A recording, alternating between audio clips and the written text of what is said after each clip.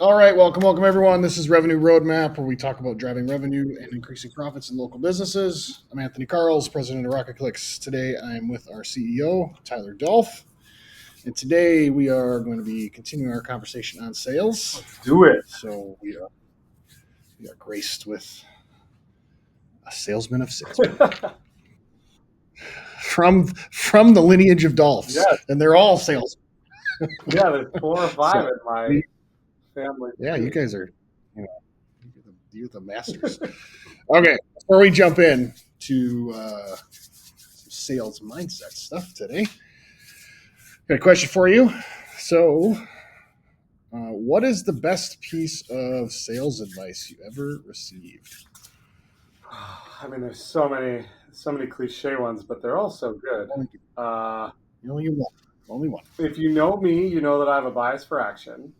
And so I So, love the narrative that time kills all deals.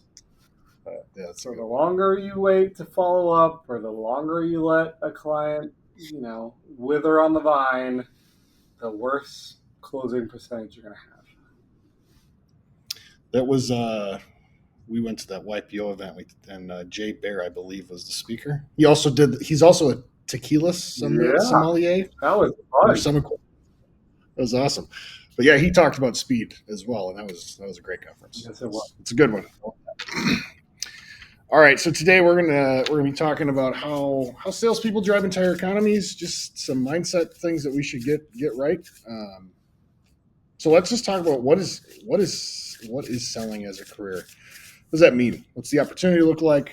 Like, tell me more about that. Yeah, I think like you mentioned, my family, my father, grandfather, my brother are all in sales. We're all in different types of sales. My grandfather owned a used car lot, and he was in the traditional, making a deal, trying to sell cars.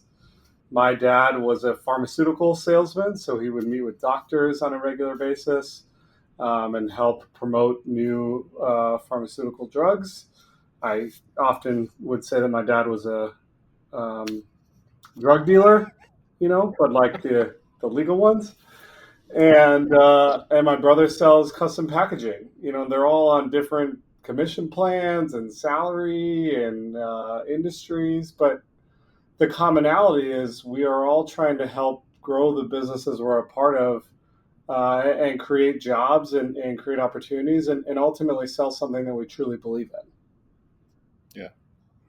So what would you? I guess what's been your biggest love of sales, and what's been the thing that you like the least? Ooh. I love the hunt.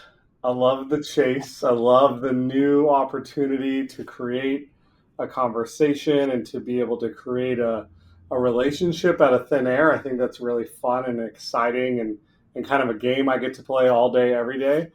Um, the close is fun, but it's almost anticlimactic because if you do your job before that point, you should know what's going to happen.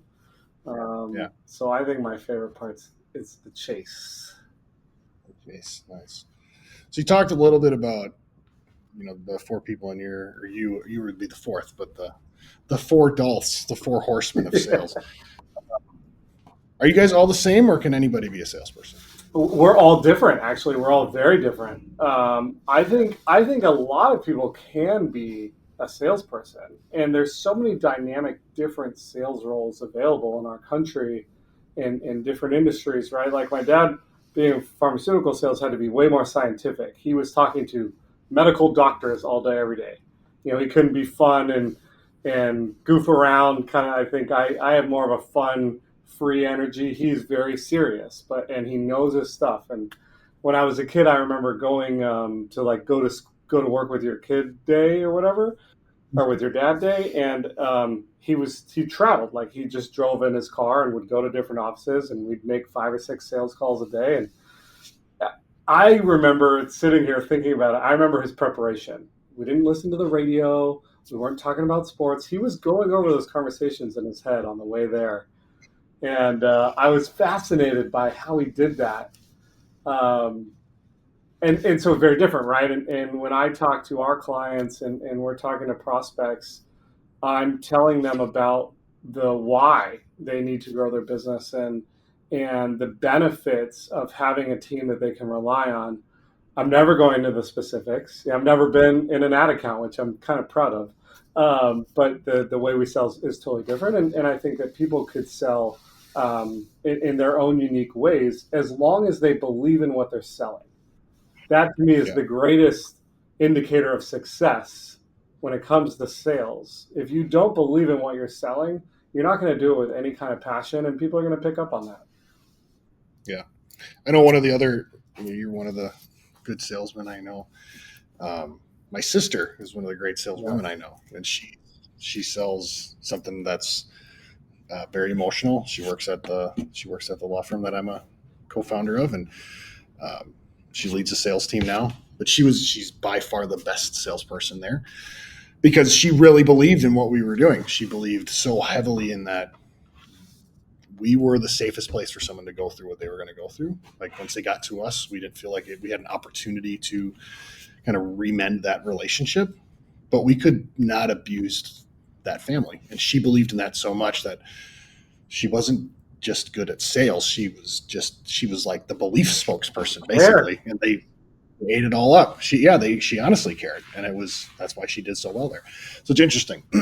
So anybody can be a salesperson, comes in all different shapes and sizes and leans on belief. I think one of our episodes, we talked about the most important sale and how to do that and why it's important. And that just comes right back to this belief.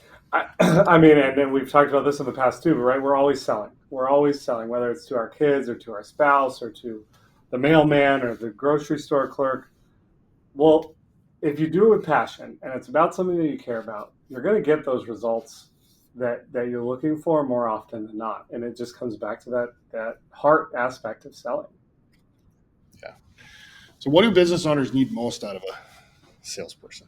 Well, I think they need to understand your value prop. They need to understand the why. Why are you in the marketplace? What are you providing that's going to add value to the people you're selling things to?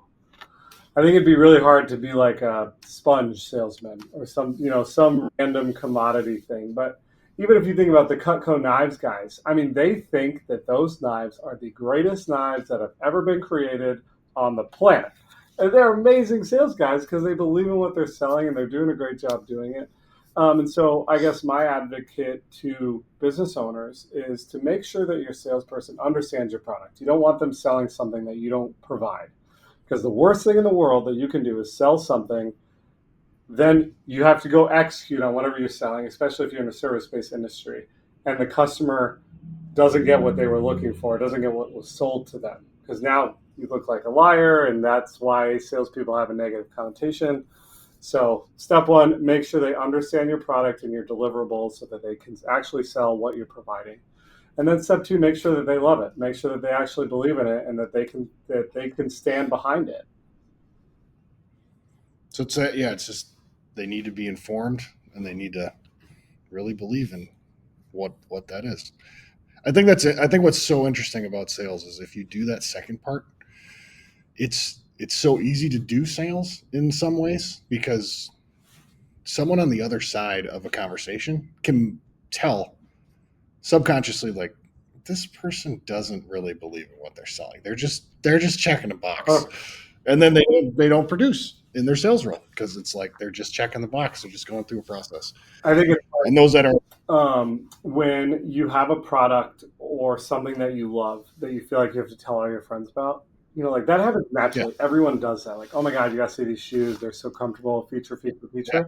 Well, if you have a great salesperson that believes in what you're doing, they get to do that all day long. They get to just tell people about this thing that they love. Yeah. That's what I get to do all day. With people. They love connecting with people and bragging on the thing that they're a part of. And it fills their cup because they're like, why wouldn't you want this thing? 100%. Of course you want this thing. If you don't have this thing, you're so silly. I want you to have it more badly than you want it. And that's what makes a good salesperson. And it's not out of aggressive malice. It's like they truly believe